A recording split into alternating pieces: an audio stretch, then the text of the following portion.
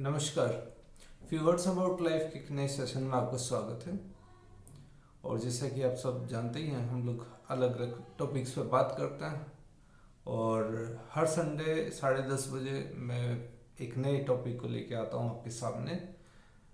आज हम बात कर रहे हैं how to deal with elderly people, यानी कि जो लोग जिन्होंने आपको ज़िंदगी के अपने सबसे बेहतरीन साल आपके लिए, आपके वेलबींग के लिए दिए हैं, उनके साथ कैसे डील किया जाए। वो हमारे पेरेंट्स हो सकते हैं या हमारे इन लॉज भी हो सकते हैं। और कई बार ऐसा भी होता है कि लाइफ में आपको ऐसे कुछ लोगों से डील करने की ज़रूरत पड़ जाती है कि जो कि एडल्टली हैं और एक एज अपनी क्रॉस कर चुके हैं, पर हो सकता है उनके साथ आपका कोई रिलेशन ना हो, लेकिन फिर भी आपकी डीलिंग ज़रूरी है उनके साथ में।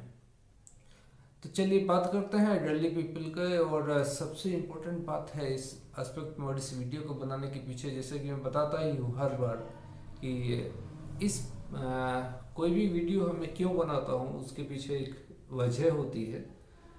लास्ट वीडियो में भी मैंने बात की थी कि हम लोग एक रिलेशंस के ऊपर एक सीरीज शुरू कर रहे हैं, और सीरीज की ये दूसरी वीडियो होगी शायद, जहाँ पर हम रिलेशंस की बात कर रहे हैं एडल्टली पीपल के साथ में। और ऐसा नहीं है कि हम किसी रिलेशन को कम आंक रहे हों या किसी रिलेशन को ज़्यादा फोकस कर रहे हैं, ऐसा कुछ नहीं है। मैं चाहता हूँ कि हम हर मुद्दे पे बात करें, हम हर मुद्दे की, हर रिलेशन की बात कर रहे हैं। रिलेशन सिर्फ वही नहीं है कि जो हम यंग जनरेशन के साथ जो रिलेशंस होते हैं उनके ही इश्यूज हैं, वो इश्यूज नहीं है। इश्यूज पूरे हर एक समाज के, यानी सोसाइटी के हर एक एस्पेक्ट में नए नए इश्यूज आ रहे हैं। Society as a whole change हो रही है, और अगर मैं बात करूँ तो नए तरीके के रिलेशंस और एक इक्वेशंस जनरेट हो रही हैं। मेरी कोशिश है कि हम लोग खुल के बात करें, सारे रिलेशंस पे बात करें, सब पर बात करेंगे। तो उसमें एडल्टली पीपल पर बात करना मुझे लगता है ज़्यादा ज़रूरी मुझे फील हुआ। आज जिस तरह के चेंजेस आ रहे हैं, सबसे ज़्यादा अगर अफेक्टेड कोई एक रिलेशन है तो वो है हमारे पेरेंट्स के साथ हमारा रिलेशन। हम उनके साथ कैसे डील करें। हमारी अपनी लाइफ, पैसा कमाना है, सक्सेस, और सक्सेस में जो आप लोग कहते हैं कंपटीशन, हालांकि मैं कंपटीशन में बिलीव नहीं करता हूँ। इतना लोग जैसे बोलते हैं कि इतना कंपटीशन, मैं कहता हूँ नहीं है, कंपटीशन नहीं है। जस्ट ये हमारे स्टेट ऑफ माइंड है। उसके लिए आपके लिए अलग एक वीडियो है कंपटीशन, वो आप देख सकते हैं कि कैसे आप कंपटीशन में कैसे आप ज़्यादा बेटर डील कर सकते हैं। बात यहाँ हो रही है रिलेशंस की, और रिलेशंस में भी एडल्टली पीपल के साथ रिलेशंस की, चाहे वो हमारे पेरेंट्स हैं, इन लॉज हैं, या फिर हमारे आसपास जितने भी बूढ़े बुजुर्ग हैं उनके साथ। हमें, जब हम खुद एक ऐसी जन या ऐसी एज में रहते हैं कि जहाँ पर हमारे शरीर अच्छे से साथ दे रहा है, हम बीमारी कुछ नहीं है, और हम लोग अपने कामों को बहुत अच्छे से परफॉर्म कर सकते हैं, देन इट्स ओके। उतना समझ में नहीं आता कि कोई बात क्या है, बूढ़े लोग हैं, बूढ़े ही तो हुए हैं और क्या हुआ है। लेकिन जब उनके मन स्थिति के, यानी कि उनकी मानसिक स्थिति की जब बात करते हैं, तब उन्हें समझ में आता है। उनकी तरह सोच कर देखिए थोड़ा। एक पर्सन जिसकी मसल्स अब उतनी काम नहीं करती हैं, एक आदमी जो पहले, जिसने अपनी ज़िंदगी को बहुत अच्छे से जिया हो, जो उन्होंने किया उससे छोड़ दीजिए। उन्होंने जिस तरह से अपनी ज़िंदगी जी, लेकिन आज वो ज़िंदगी की जिस स्टेज में है, उसमें आप सोच कर देखिए कि एक पर्सन जो पहले बहुत एक्टिवली काम करता था, आज उतना एक्टिवली काम नहीं कर सकता था, कर सकता है। एक पर्सन जो पहले कभी किसी के ऊपर डिपेंडेंट नहीं रहा, चाहे वो मनी को लेके है, चाहे वो किसी काम को लेके है, आज जब वो एक स्मार्टफोन को जस्ट ऑन ऑफ करने में ही उसको जो है पसीने आ जाता है, उसको समझ में नहीं आता कि किस तरह से वो अपने फ़ोन को ऑपरेट करेगा, किस तरह से गैस बुकिंग करेगा, किस तरह से एक अपने सामान को लेके आएगा। ये गाड़ी चलाना, कहीं जाना है, नहीं जा पा रहा है, ड्राइवर के लिए वो वेट कर रहा है, या घर के ही किसी आदमी के साथ रिक्वेस्ट कर रहा है कि मुझे वहाँ लेके जाओ। किस तरह की शर्म या किस तरह की मन स्थिति होती है, कितना गुस्सा आता हुआ अपने ऊपर। अपनी जिंदगी पर वो आदमी जिसने कभी किसी के ऊपर किसी का सहारा नहीं लिया, वो कैसा सोचता होगा। वो स्थिति को समझिए। उसके आगे और चलते हैं, एक पर्सन जिसने अपने सारे रिलेशंस को अच्छे से निभाया, अपने बच्चों को बहुत काबिल बनाया, सब कुछ दिया उसे। उसने जब मांगा, जो मांगा, जो सब दिया। लेकिन जब बड़ा एक बच्चा बड़ा हो गया और अपने काम में निकल गया, अभी उसके पास टाइम नहीं है, पेरेंट्स के पास बैठ के बात करने का टाइम नहीं है, तब उस पेरेंट के ऊपर क्या बीत रही होगी या क्या बीतती होगी, उस पर थोड़ा सोच के देखिए। इस पर एक कहानी है, बहुत मज़ेदार कहानी है। एक बच्चा जो था वो एक आम के पेड़ के पास खेलता था। पेड़ बड़ा था, किसी ने लगाया होगा, जो भी है वो अलग ही मुद्दा है, लेकिन पेड़ बड़ा था तो बच्चा खेलता था, पेड़ के साथ उसकी दोस्ती हो गई। तो बच्चा जब एक बार आया कहीं से, बहुत थका हुआ था, तो खेल नहीं पा रहा था, तो पेड़ ने पूछा उससे, क्या हुआ, इतना थके हुए क्यों? तो बोला, मुझे भूख लगी है। ठीक है, फ्रूट ले लो। तो उसने तुरंत आम दे दिए उसके, जो आम लगे हुए थे, खाओ जितना खा सकते हो। बच्चे ने पेट भर के खाया और फिर उसके बाद वो पेड़ के नीचे छाँव में सो गया। पेड़ ऊपर से उसको हवा करता रहा, उसने ऑक्सीजन दी उसको, बढ़िया से सोने के लिए जगह दी। पेड़ ने धूप आई तो पेड़ टेढ़ा हो गया, तो उसने छाँव भी दिया उसको।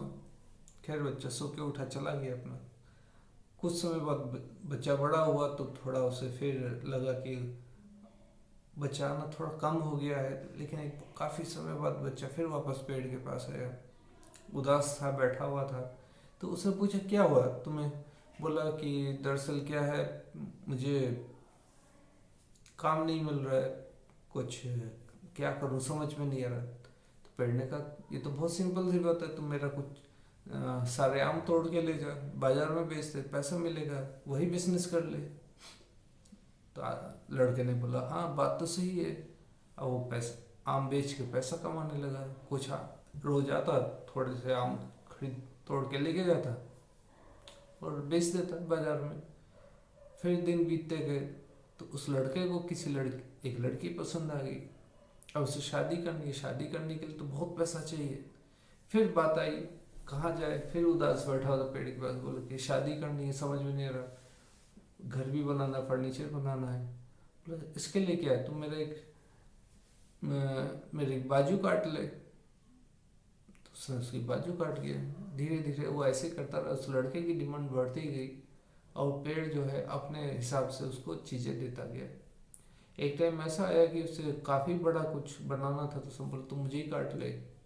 तो पेड़ काट दिया गया और लड़के ने अपना फर्नीचर बनाया, घर बनाया, सब कुछ, वो हैप्पी हो गया। लेकिन जैसे जैसे टाइम बीत रहा था और वो चीज़ों को ले रहा था, लड़का ले तो रहा था, उसने देने की नहीं सोची, उसने और पेड़ नहीं लगाए।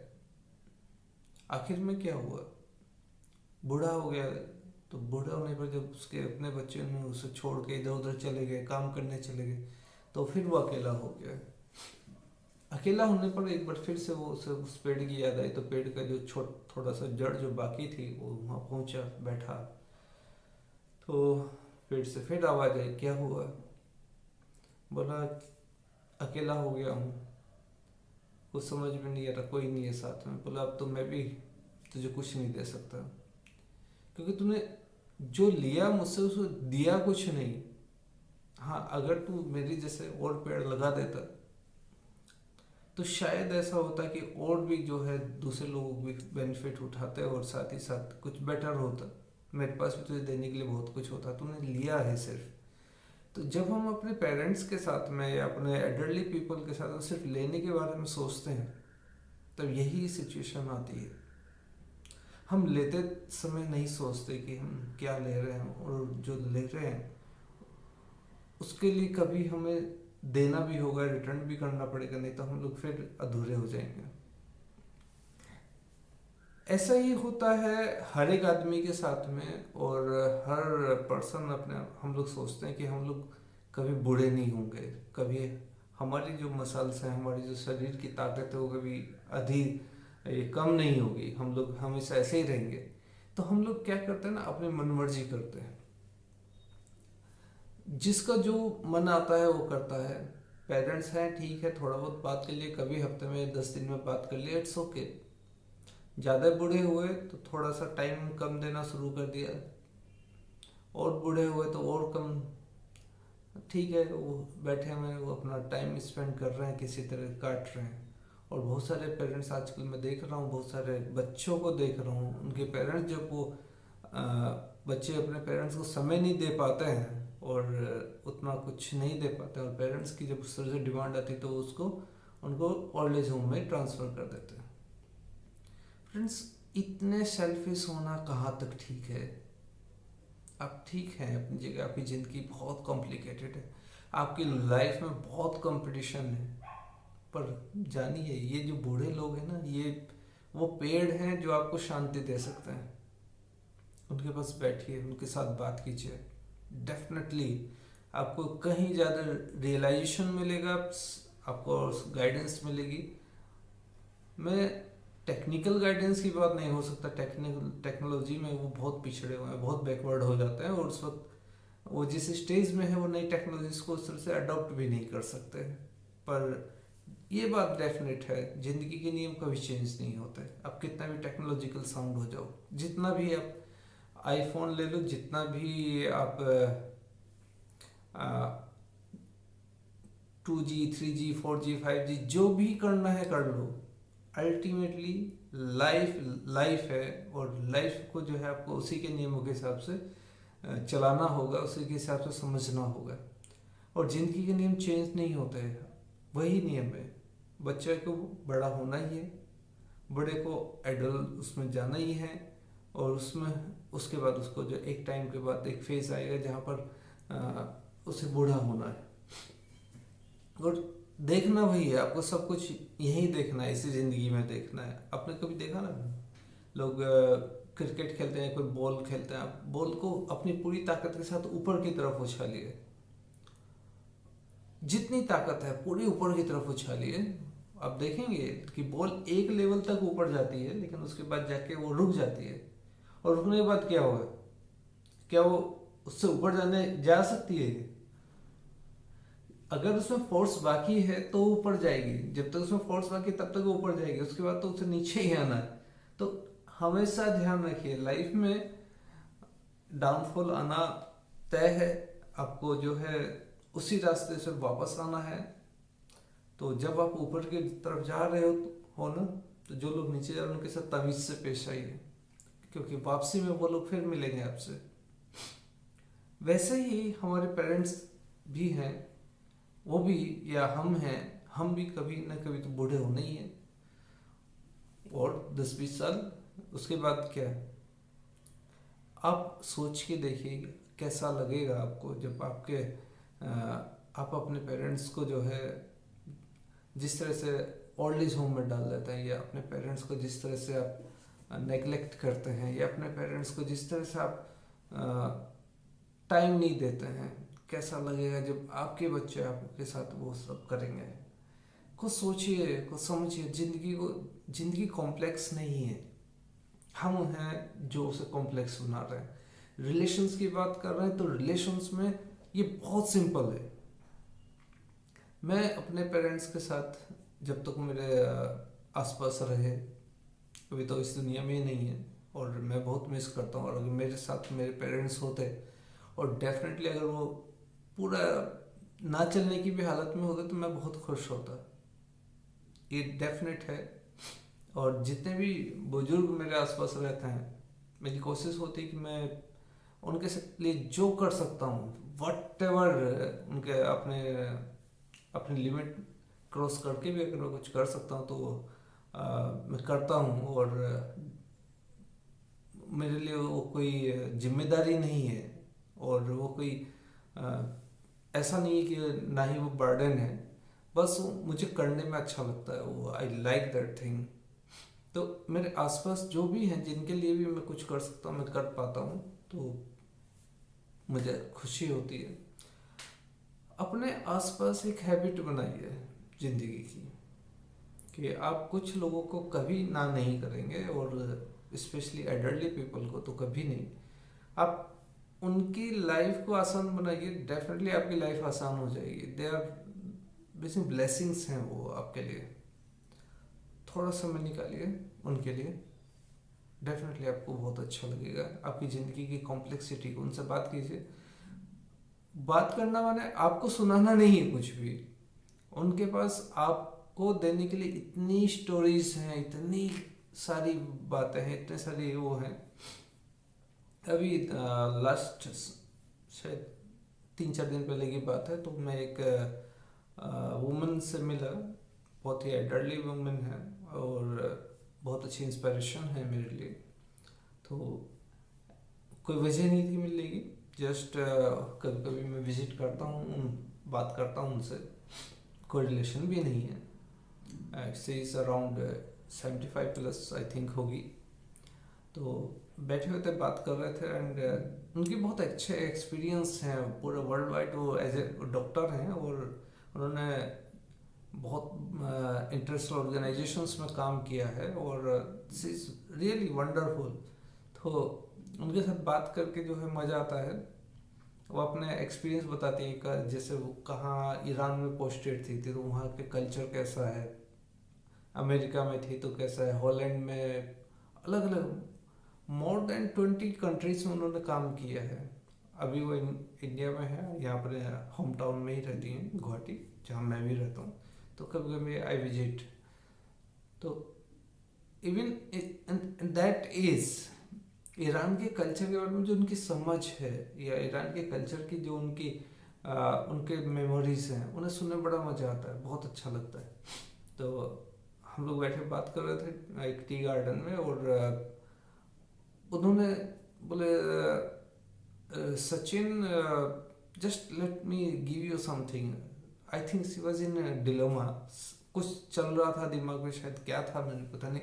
उन्होंने मुझे एक इंग्लिश का एक गाना, शायद आप लोग भी सुने तो अच्छा लगा, के सारा सारा, यही मुझे इतना याद तो नहीं हुआ, लेकिन हाँ बाद में मैंने यूट्यूब पर देखा उसको, के सारा सारा एक सॉन्ग है।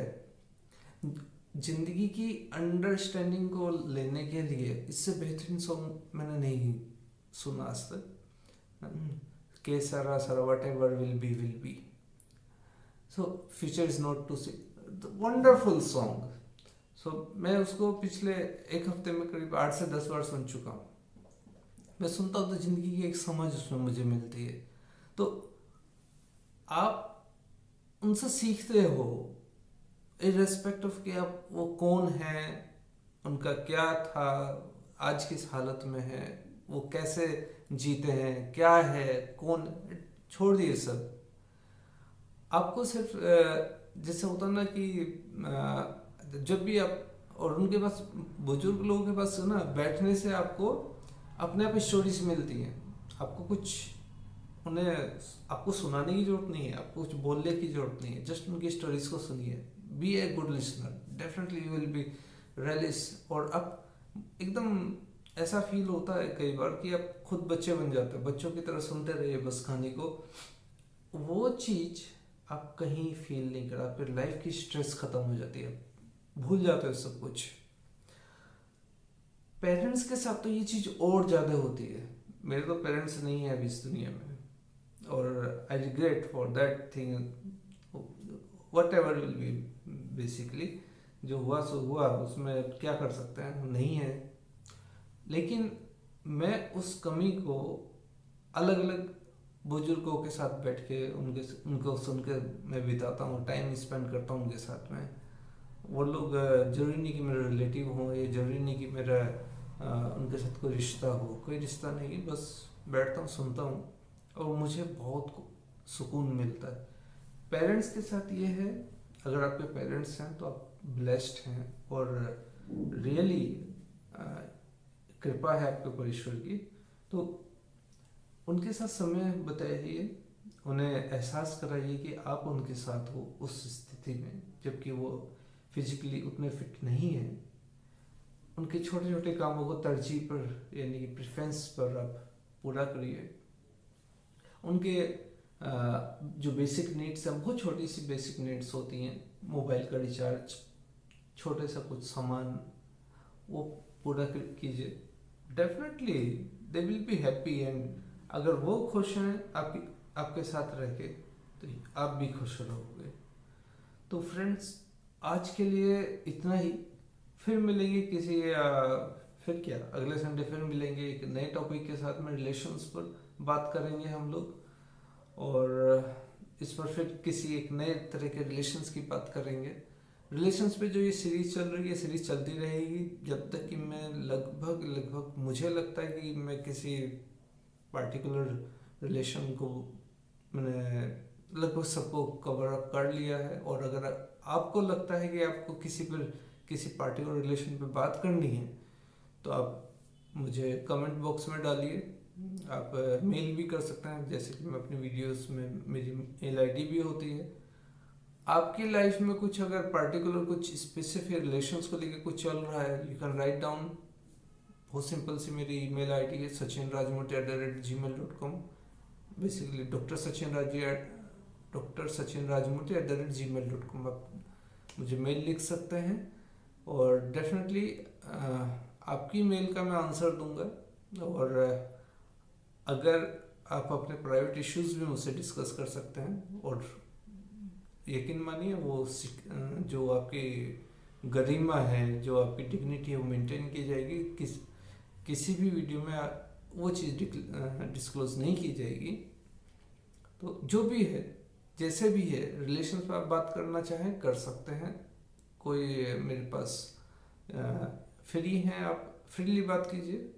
और स्वस्थ रहिए, सुरक्षित रहिए। नमस्कार। फिर मिलेंगे अगले संडे, फिर किसी एक नए टॉपिक के साथ।